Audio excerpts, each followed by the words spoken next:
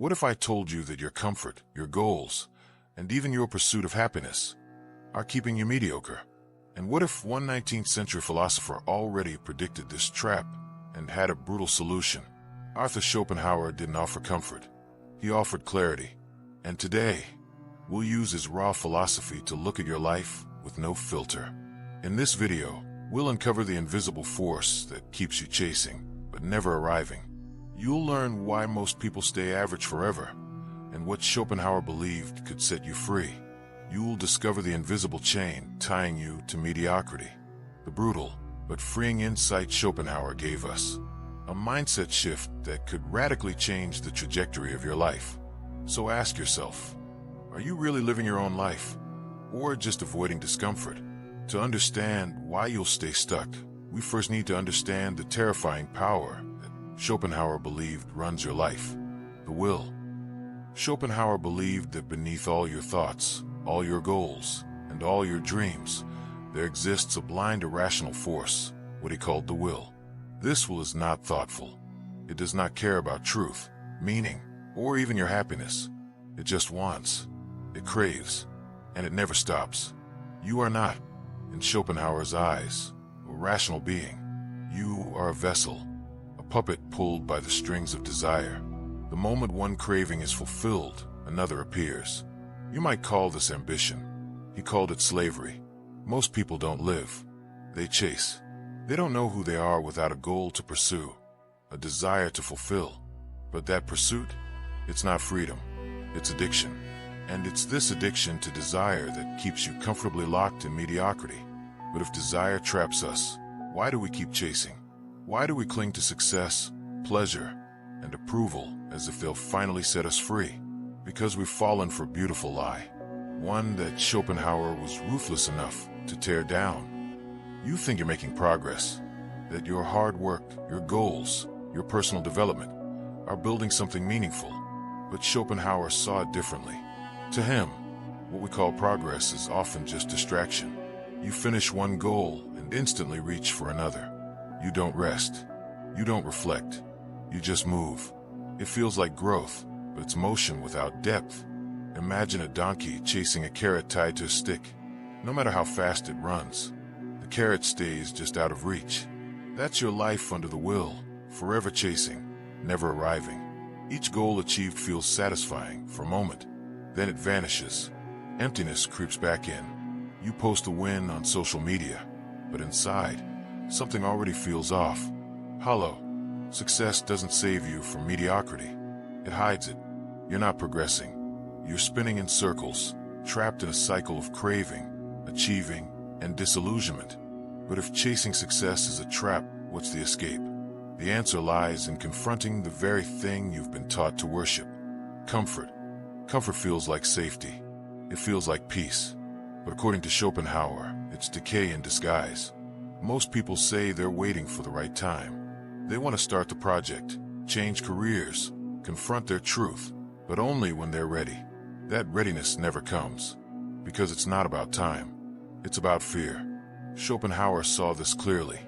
You stay mediocre because it's painless, because stepping outside your comfort zone would mean facing your fragility, your illusions, your failures, your dependency on the will. Comfort protects your ego. It tells you that you're fine the way you are. That mediocrity isn't mediocrity, it's just balance. But balance, when misused, is just stagnation. If you're serious about growth, you have to recognize this. The comfortable path leads to the graveyard of ambition. And if this already shakes your view of your life, subscribe, because we explore the ideas most people are too afraid to face. But that can radically awaken your mind. So what happens when you stop running and look life directly in the eye? Schopenhauer has often been called the philosopher of pessimism.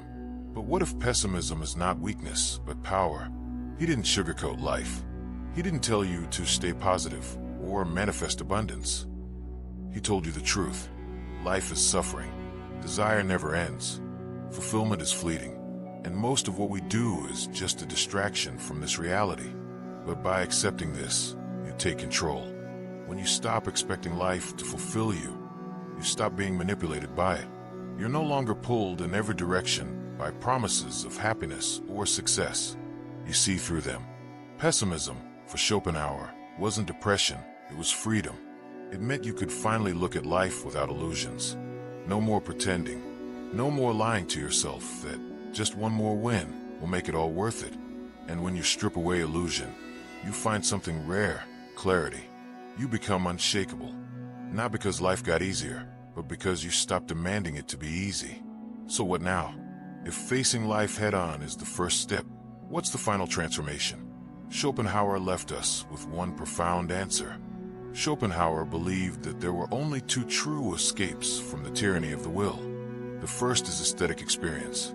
Art, music, philosophy. These moments suspend the will.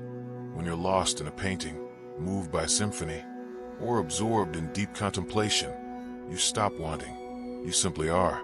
And for that moment, you are free. The second is renunciation, detachment. This doesn't mean giving up on life. It means giving up on illusions. It's the recognition that chasing more only deepens your chains. You don't need more achievements. You need less attachment. This is a terrifying idea in a world built on ambition. But Schopenhauer wasn't here to comfort you. He was here to wake you up. When you stop clinging to desire, you begin to create meaning, not chase it. You begin to observe life rather than consume it. You gain presence, stillness, vision. Want to escape mediocrity? Start spending time creating, observing, reflecting, not just grinding. So how do you begin now, in this world, with your life, with your mind as it is? Let's see how to declare war on mediocrity, starting today. Staying mediocre is easy, because it means staying asleep. It means never questioning your desires, your comforts, or the lies you tell yourself. But if you want to wake up, you will suffer. That's the trade. Growth means pain. Awakening means discomfort. Facing the will, facing your illusions, breaking your addiction to comfort. It hurts, but it's also the only way out. You will stay mediocre forever unless you face the discomfort, the illusions, and the endless craving that run your life. That's Schopenhauer's brutal truth. He wasn't selling success. He was offering liberation. And if this philosophy speaks to something deep inside you, subscribe. We don't do empty motivation here. We explore raw, soul-shaking ideas that most people run from. So here's your map. Recognize the will in your life. Stop chasing illusions. Embrace discomfort. Seek detachment. Create, don't just consume. Now ask yourself, really ask yourself, what part of your life are you still chasing instead of facing? Schopenhauer didn't want you to be happy. He wanted you to be awake. Most people never are.